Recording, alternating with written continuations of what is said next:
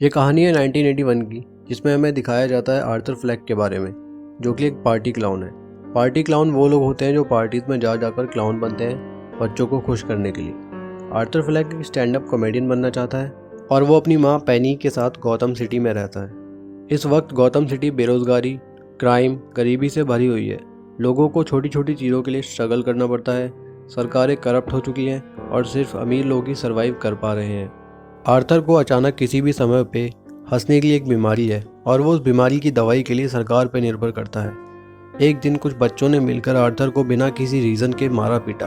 फिर आर्थर के co-worker Randall ने आर्थर को एक गन दे दी आर्थर की सेफ्टी के लिए। आर्थर का उसकी पड़ोसी सोफ़ी के साथ एक रिलेशनशिप भी है और वो सोफ़ी को अपनी स्टैंड अप कॉमेडी के लिए नाइट क्लब में भी इनवाइट करता है। एक दिन जब आर्थर एक बच्चों के हॉस्पिटल में क्लाउन बन के गया होता है बच्चों के दिल बहलाने के लिए, उसके एक्ट के दौरान उसकी गन उसकी पॉकेट से गिर जाती है और आर्थर का कोवर्कर झूठ बोल देता है कि ये गन आर्थर ने उससे खुद मांगी थी। इसकी वजह से आर्थर को नौकरी से निकाल दिया जाता है। उसी दिन ट्रेन में 3 वेन एंटरप्राइज के बिजनेसमैन उसे मारते हैं उसके हंसने की वजह से, जो कि वो जानबूझ के नहीं कर रहा होता, उसे ये बीमारी होती है। आर्थर अपने सेल्फ डिफेंस में उन तीनों को गोली मार देता है। इसके बाद बिलियनियर थॉमस वेन उन तीनों की मौत के लिए दुख जताता है और कहता है कि ये क्लाउन्स अमीर लोगों से जलते हैं। इसके बाद गौतम सिटी में वहाँ के अमीर लोगों के खिलाफ प्रोटेस्ट स्टार्ट होने लग जाते हैं। लोग क्लाउन का मास्क लगा के सड़कों पर उतर आते हैं। फिर हम देखते हैं कि सरकार मेडिसिन्स की फंडिंग बंद कर देती है, जिसकी वजह से आर्थर को अपनी मेडिसिन्स नहीं मिल पाती। फिर हम देखते हैं सोफ़ी आर्थर के स्टैंड अप कॉमेडी को अटेंड करती है।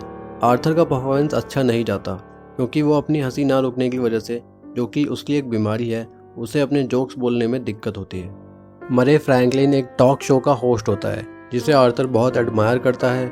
मरे आर्थर का आइडियल होता है, लेकिन एक दिन मरे अपने शो पे आर्थर के स्टैंड अप कॉमेडी क्लिप्स का मजाक उड़ाता है। फिर एक दिन आर्थर को उसकी माँ का थॉमस वेन को लिखा एक लेटर मिलता है जिसमें लिखा होता है कि आर्थर थॉमस वेन का बेटा है।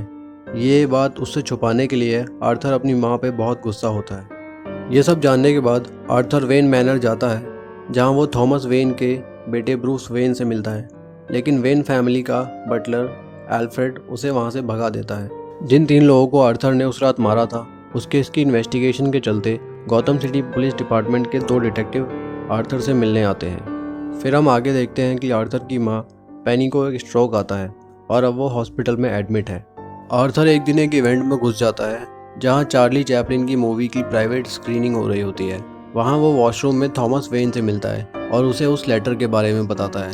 फिर थॉमस वेन उसे कहता है कि ये पेनी की मनगढ़ंत कहानी है और उसकी दिमागी हालत ठीक नहीं है, और थॉमस वेन उसे बताता है कि पेनी आर्थर की रियल मदर नहीं है, लेकिन आर्थर वहाँ से नहीं जा रहा होता।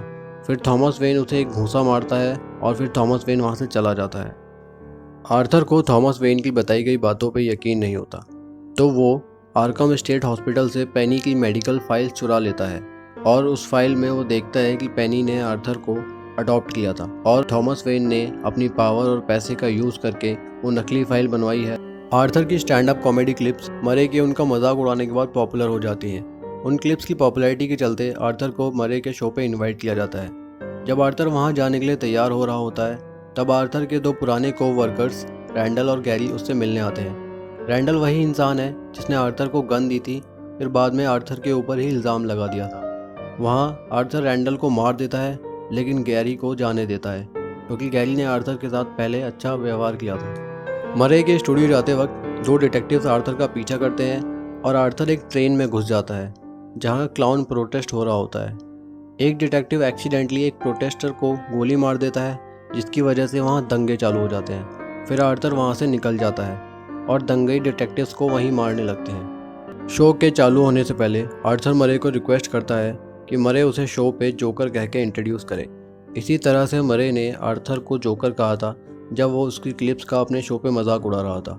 आर्थर का तालियों से स्वागत होता है, लेकिन आर्थर डार्क जोक सुनाने लगता है और बता देता है कि उन तीनों लोगों का मर्डर उसने ही किया है, और वो कहता है कि सोसाइटी ने कैसे उसे बुरी तरह ट्रीट किया, और मरे को कहता है कि तुमने भी अपने शो पे मेरा मजाक उड़ाया, तुम बहुत ही घटिया इंसान हो। और जब मरे आर्थर को कहता है कि तुमने उन तीनों लोगों को मार के क्या कोई अच्छा काम किया, और मरे आर्थर को पुलिस बुलाने की धमकी देता है। फिर आर्थर मरे को 2 बार गोली मार देता है लाइव शो पे। फिर आर्थर को अरेस्ट कर लिया जाता है और पूरी गौथम सिटी में दंगे होने लगते हैं। एक दंगई वेन फैमिली को एक गली में घेर लेता है और थॉमस वेन और मार्था वेन को मार देता है और ब्रूस वेन को छोड़ देता है। हमें अच्छी तरह पता है अब ब्रूस वेन बड़ा होकर क्या बन जाएगा। दंगई एक एम्बुलेंस में आते हैं और जिस कार में आर्थर को जेल ले जाया जा रहा होता है उस कार से क्रैश करवा देते हैं और आर्थर फ्री हो जाता है। आर्थर कार के ऊपर खड़ा होता है और डांस करने लगता है और अपने मुंह पे खून लगा लेता है स्माइल शेप में। फिर हम देखते हैं आर्थर को आर्कम असाइलम में, जहां वो अपने आप में ही हंस रहा होता है एक जोक को सोच के। फिर उसकी साइकियाट्रिस्ट उसे बोलती है कि तुम किस जोक को सोच के हंस रहे हो, मुझे भी बताओ। फिर वो अपनी साइकियाट्रिस्ट को कहता है कि तुम नहीं समझ पाओगी। फिर हम देखते हैं कि आर्थर उस रूम से बाहर आ रहा होता है और उसके जूतों में खून लगा हुआ है। फिर वो एक खिड़की के पास जाकर डांस करने लगता है। फिर मूवी ख़त्म हो जाती है। हो सकता है ये पूरी मूवी, ये पूरी कहानी जोकर की एक कल्पना रही हो।